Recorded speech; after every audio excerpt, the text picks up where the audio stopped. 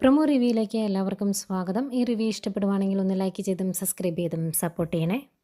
അപ്പോൾ കനക അനന്തപുരിയിലേക്ക് വരുന്നുണ്ട്.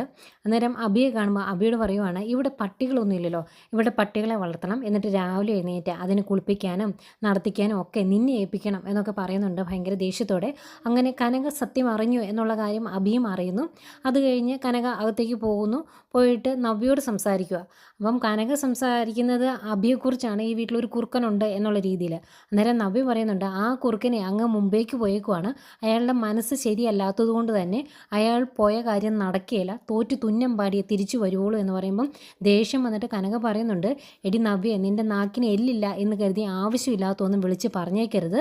നീ എൻ്റെ കല്യാണം കഴിഞ്ഞെന്നോ ഒരു കുട്ടിയുടെ അമ്മയായെന്നോ എന്നൊന്നും ഞാൻ ഓർക്കുകയില്ല, ഒരെണ്ണം വെച്ചങ്ങ് തരും എന്നൊക്കെ പറഞ്ഞ് നവ്യയോട് ഭയങ്കരമായിട്ട് ദേഷ്യപ്പെടുന്നുണ്ട്.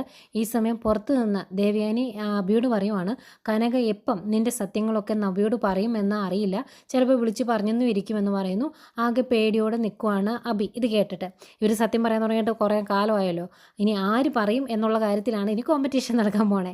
ഇതൊക്കെയാണ് പ്രൊമോ ആയിട്ട് കാണിച്ചത്.